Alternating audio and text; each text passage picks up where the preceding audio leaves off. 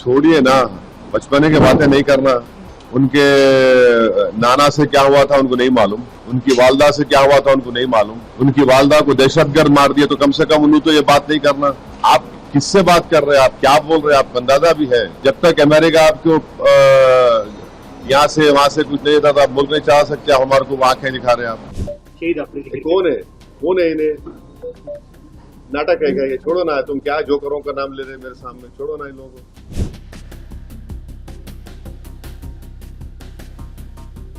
बिल्कुल बिल्कुल, देखिए वही तो हम कह रहे हैं कि आईएसआई हो या आईसिस हो, आईसिस खुरासान हो, या फिर आपके जो डीप स्टेट है या एस्टेब्लिशमेंट है पाकिस्तान का, वो तो यही चाहते हैं कि इस देश में हमेशा के लिए हिंदू मुसलमानों के झगड़े चलते रहे। तो इसीलिए उन्होंने हरकत की और उनका वहां कश्मीर में जाकर नॉन मुस्लिम को, हमारे हिंदू भाई बहनों को मारने का मकसद एक ही था कि कश्मीर को बताना चाह रहे थे कि यहाँ कोई नॉन मुस्लिम नहीं आ सकता। तो उनका मकसद वही है। तो हम पूरे देशवासियों से अपील कर रहे हैं कि आप ऐसे वक्त पे, अपनी पॉलिटिकल डिफरेंसेस होंगे, मगर आप उन लोगों को कामयाब होने मत दीजिए जो इस देश को कमजोर करना चाहते हैं, इसकी यूनिटी को कमजोर करने करके। कश्मीर पर जैसा कि नाम लेकर मारा गया कहा जा रहा है, तो उसी तरह से अब मुल्क में हिंदू मुस्लिम किया जा रहा है। बीजेपी निशान जो है तो नाम लेकर पूछ कर मार रहे हैं। दादर का वाकया सामने आया है। तो ठीक है, वो जो कर रहे हैं गलत कर रहे हैं, वो लोग मुल्क के मुफाद में काम नहीं कर रहे, हम उसका मजम्मत करते, कंडेम करते हैं। अब आपके ही डिप्टी चीफ मिनिस्टर महाराष्ट्र के, वो खुद बोल रहे कि वो जो बच्चा जो जान दे दिया अपनी, आदिल, वो तो अपनी जान दे दिया ना। वो कहाँ देख रहा था कि मुसलमान है, हिंदू देख रहा, इंसान को देख रहा था। वो जान बचाने के लिए वो टेररिस्ट से वेपन छीनने की कोशिश किया, उसको मार दिए।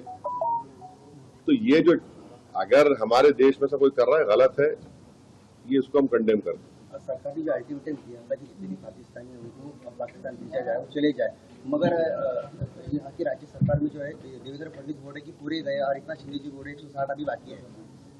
मेरे को नहीं मालूम है, ये तो गवर्नमेंट को। युद्ध कितना महंगा पड़ेगा भारत को? अरे भाई, अभी गवर्नमेंट को छोड़ो ना, ऐसा लूज टॉक मत करिए। गवर्नमेंट का डिसीजन होगा, गवर्नमेंट पूरा सोच के फैसला करेगी। एक में सुनिए, गवर्नमेंट क्या करेगी नहीं करेगी वो गवर्नमेंट तय करेगी। हमारा बोलना, अपोजिशन कहता है कि आप इस पर स्ट्रांग एक्शन लीजिए, ये खत्म होना ये चीज। अब वो कैसा एक्शन लेंगे, क्या लेंगे, गवर्नमेंट पे तो थोड़ा आपको तो उन पे छोड़ना पड़ेगा ना।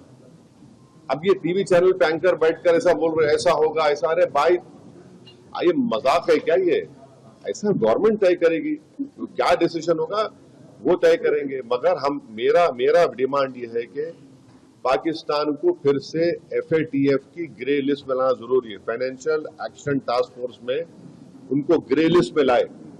ग्रे लिस्ट में लाए तो उनको ये देखिए, इलीगल पैसों से फाइनेंस करे टेररिज्म ये लोग। कोई वाइट का पैसे नहीं, इलीगल पैसे नहीं। तो FATF की दोबारा लिस्ट की ग्रे लिस्ट में पाकिस्तान को डालना जरूरी है। हम डिमांड करेंगे ये गवर्नमेंट से कि उनको FATF की ग्रे लिस्ट में डालो आप, तभी जाकर उनका होगा। और हम लोग पूरा उन पर साइबर अटैक करना, हमारे पास एथिकल हैकर्स है, हमारे पास नेवल और एयरफोर्स ब्लॉकेट कर सकते, इंटरनेशनल लॉ में कर सकते हम। और अगर कल कोई एक्शन गवर्नमेंट लेगी तो यूनाइटेड नेशन का कानून है आर्टिकल 51, जो सेल्फ डिफेंस में आपको राइट देता, और नॉन स्टेट एक्टर्स के खिलाफ भी आप एक्शन ले सकते। तो ये सब चीजें हैं। और भारत के संविधान में आर्टिकल 355 है। 355 के तहत कोई स्टेट में अगर एक्सटर्नल एग्रेशन होता तो सरकार की जिम्मेदारी उसको रोकने की।